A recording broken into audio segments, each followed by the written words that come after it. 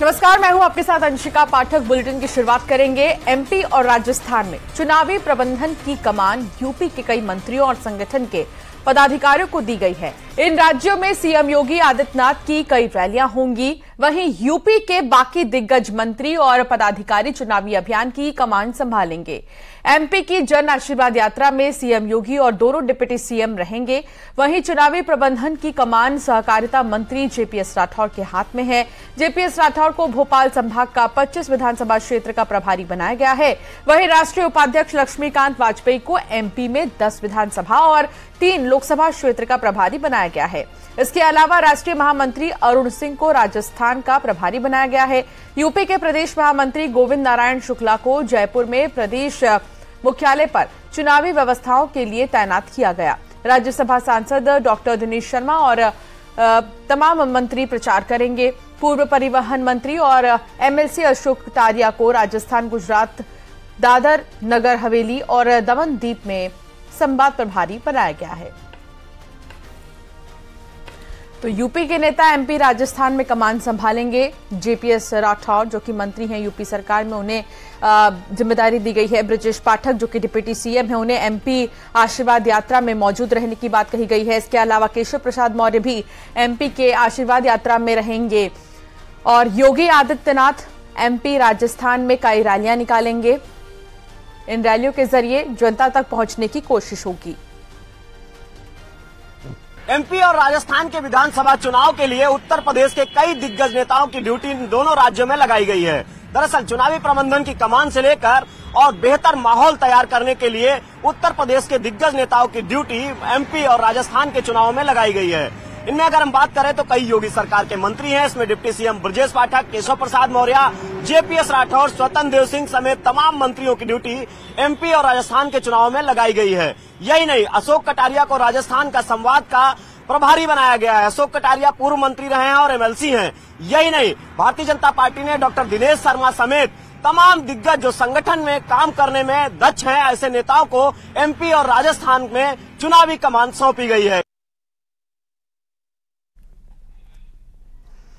तो यूपी के नेता एमपी राजस्थान की कमान संभालेंगे। लक्ष्मीकांत वाजपेयी, डिप्टी सीएम केशव प्रसाद मौर्य, अरुण सिंह जो कि राष्ट्रीय महामंत्री हैं, वो राजस्थान में बीजेपी के प्रभारी बनाए गए हैं। इसके अलावा डॉक्टर दिनेश शर्मा जो कि राज्यसभा सांसद है, वो एमपी चुनाव प्रचार अभियान में शामिल होंगे।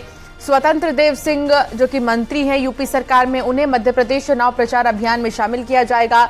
जयपुर मुख्यालय से चुनावी व्यवस्था देखेंगे गोविंद नारायण शुक्ला जो कि प्रदेश महामंत्री हैं। भारतीय जनता पार्टी समर्पित कार्यकर्ताओं का एक समूह है। पार्टी उनकी भूमिकाएं विभिन्न अवसर पर तय करती है।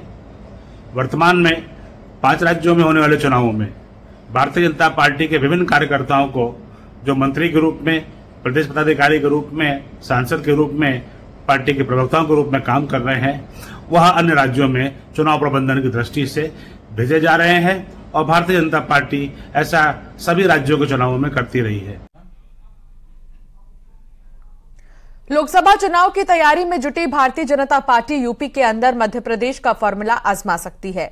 बीजेपी सूत्रों की माने तो यूपी में योगी मंत्रिमंडल के कई सदस्यों और यूपी के विधायकों को लोकसभा का चुनाव लड़ाया जा सकता है। सूत्रों की माने तो बीजेपी ने इन मंत्रियों के लिए सर्वे भी शुरू कर दिया है।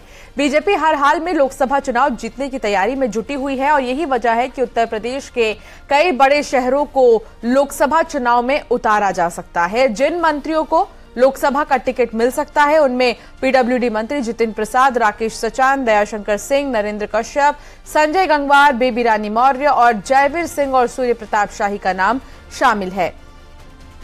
तो ये वो मंत्री हैं, वो चेहरे आपको हम दिखा रही हैं जो लड़ सकते हैं लोकसभा चुनाव। भारतीय जनता पार्टी समय समय पर अपने कार्यकर्ताओं को विभिन्न भूमिकाओं में दायित्व निभाने के लिए भेजती है। कभी चुनाव लड़ने के लिए विधायकों को सांसद का चुनाव भी लड़ा जाता है, सांसदों को विधायकों का भी चुनाव लड़ा जाता है। सामान्य कार्यकर्ता को भी जो है पार्टी चुनाव लड़ने का दायित्व देती है। भारतीय जनता पार्टी का एक ही उद्देश्य है, एकात्म मानववाद। अंतिम व्यक्ति पे छोर पर खड़े हुए व्यक्ति, गरीब कल्याण की नीतियों को लेकर के पार्टी विभिन्न कार्यकर्ताओं को विभिन्न अवसरों पर, विभिन्न दायित्वों पर नियुक्त करती है। तो यूपी प्रदेश बीजेपी अध्यक्ष भूपेंद्र चौधरी ने दिल्ली में केंद्रीय गृह मंत्री अमित शाह से मुलाकात की। कल देर शाम गृह मंत्री से उनकी मुलाकात हुई। बताया जा रहा है कि इसमें उन्होंने घोसी उपचुनाव को लेकर रिपोर्ट सौंपी है। इस मुलाकात में लोकसभा चुनाव की तैयारियों समेत कई अहम मुद्दों पर चर्चा हुई है। भारतीय जनता पार्टी में हमेशा अपने नेतृत्व को अपने सारी सूचनाएं देना एक निरंतर प्रक्रिया है, मिलना जुलना, और उस प्रक्रिया का हिस्सा ही हम लोग रहते हैं। तो कोई नया विषय ऐसा नहीं है, लेकिन पार्टी के संगठन के बारे में, पार्टी के कार्यक्रम अभियानों के बारे में एक नियमित व्यवस्था है, उस व्यवस्था के रूप में मिलना जुलना रहता है। प्रदेश बीजेपी अध्यक्ष भूपेंद्र चौधरी मेरठ पहुंचे। यहां वो 2 दिवसीय मेयर पार्षद प्रशिक्षण शिविर में शामिल होंगे। इसमें मुरादाबाद, सहारनपुर, गाजियाबाद और मेरठ के मेयर हिस्सा लेंगे। साथ ही 182 पार्षद भी शिविर में पहुंचेंगे। मिशन 2024 के मद्देनजर ये प्रशिक्षण शिविर बेहद अहम माना जा रहा है।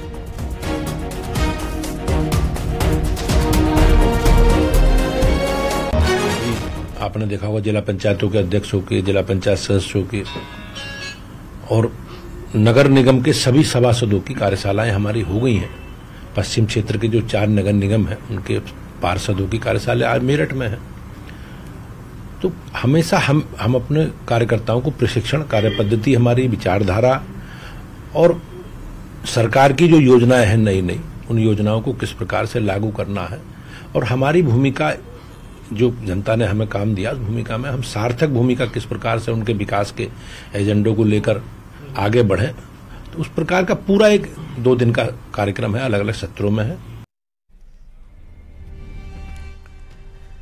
समाजवादी पार्टी और बीएसपी को घेरने के लिए बीजेपी की सबसे लेटेस्ट प्लानिंग लीक हो चुकी है। बीजेपी अब उस रणनीति के साथ मैदान में दम दिखा रही है जिससे सिर्फ ओबीसी ही नहीं बल्कि दलित और मुस्लिमों को भी आसानी से साधा जा सकेगा। इसके लिए अब पूरब से पश्चिम तक और उत्तर से दक्षिण तक अभियान चलाया जा रहा है। इसके लिए बीजेपी पूरब से पश्चिम तक अभियान चला रही है, जिसकी जिम्मेदारी 2 लाख कार्यकर्ताओं को मिली है। इसी पर एक रिपोर्ट आपको दिखाते हैं।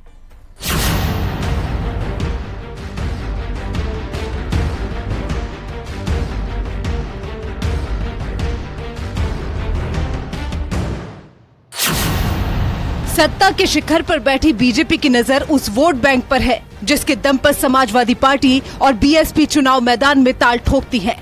जिसके दम पर समाजवादी पार्टी 4 बार सरकार में रही, लेकिन योगी की नीति और पारदर्शी नियत से काम करने का तरीका अब उन्हीं वर्गों को लुभाने लगा है, जिसे समेटने के लिए पूरब से पश्चिम तक और उत्तर से दक्षिण तक बीजेपी अभियान चलाने की तैयारी कर रही है, जिसके तहत ओबीसी और दलित को साधने का प्लान है।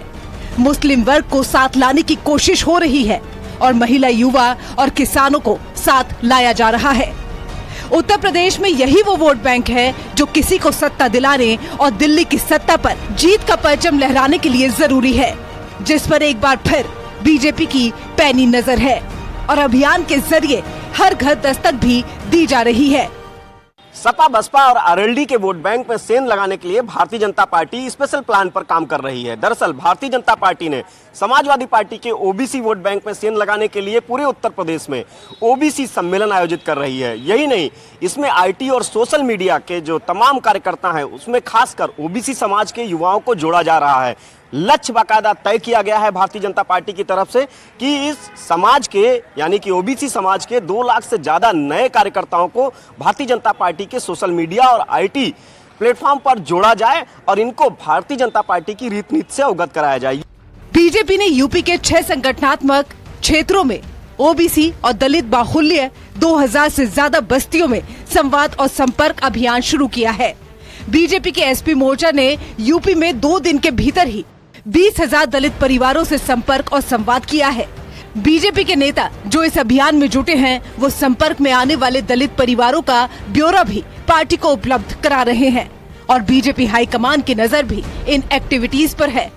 भारतीय जनता पार्टी की सरकार आदरणीय नरेंद्र मोदी के नेतृत्व में 2014 से जब आई तो हमने सभी वर्ग विशेष का ध्यान रखा और इसका फायदा भी हमें 2014 में मिला और आगे लगातार चुनाव में मिलता जा रहा। सरकार की तमाम योजनाएं विभिन्न वर्गों तक पहुंची हैं और उन योजनाओं का लाभ किस तरह मिला है और वो वोट जो था जिसको लोग जातियों के खांचे में रखते थे, हमने उसको विकास के खांचे में रखा। उन जातियों तक चाहे दलित बस्तियां अपनी बात पहुंचाई, दलित बस्ती में प्रवास किया।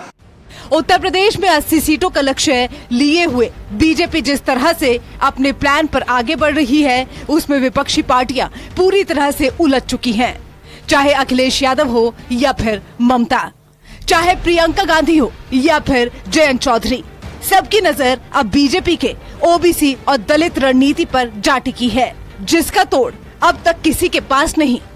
बीजेपी के चक्रव्यूह में विपक्ष, किसान कैसे साधेंगे, नए सत्र से गन्ना मूल्यों में बढ़ोतरी की जाएगी, युवाओं को कैसे जोड़ेंगे, रोजगार और स्मार्टफोन का तोहफा दिया जा रहा है, महिलाओं को कैसे भरोसा होगा।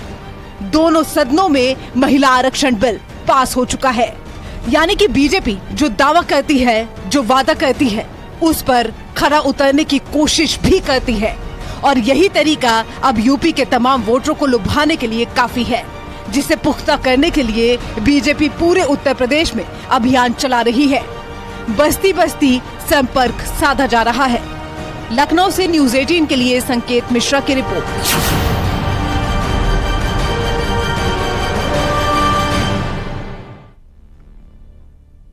न्यूज़ 18 से खास बातचीत में यूपी कांग्रेस प्रदेश अध्यक्ष अजय राय ने कहा कि कांग्रेस सभी 80 सीटों पर तैयारी कर रही है। सीट शेयरिंग को लेकर फैसला आलाकमान को करना है।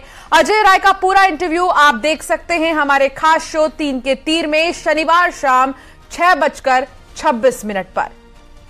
अखिलेश यादव कह रहे हैं वो 65 सीटों पर लड़ेंगे, आप कह रहे हैं 80 पर, कैसे होगा? देखिए, ऐसा है कि हम जो प्रदेश अध्यक्ष की जिम्मेदारी मुझे मिली है पार्टी की तरफ से, तो मैं कांग्रेस पार्टी को मजबूत करने के लिए काम कर रहा हूं और कांग्रेस कैसे हमारी मजबूत होगी, कैसे हम ताकतवर होंगे, उस पर हम काम कर रहे हैं। और अभी आपने कहा कि कांग्रेस को ताकतवर बनाने के लिए हम लोग काम कर रहे हैं, तो हम 80 सीट की अपनी तैयारी कर रहे हैं। बाकी राष्ट्रीय नेतृत्व तय करेगा कि उस पर क्या फैसले लेने, ये राष्ट्रीय नेतृत्व तय करेगा। सीटों को लेकर कोई पेंच नहीं है? अब सीटों को लेकर जो भी बात होगी वो राष्ट्रीय नेतृत्व करेगा, केंद्रीय नेतृत्व करेगा। हमारी जो तैयारी है वो 80 सीट की है।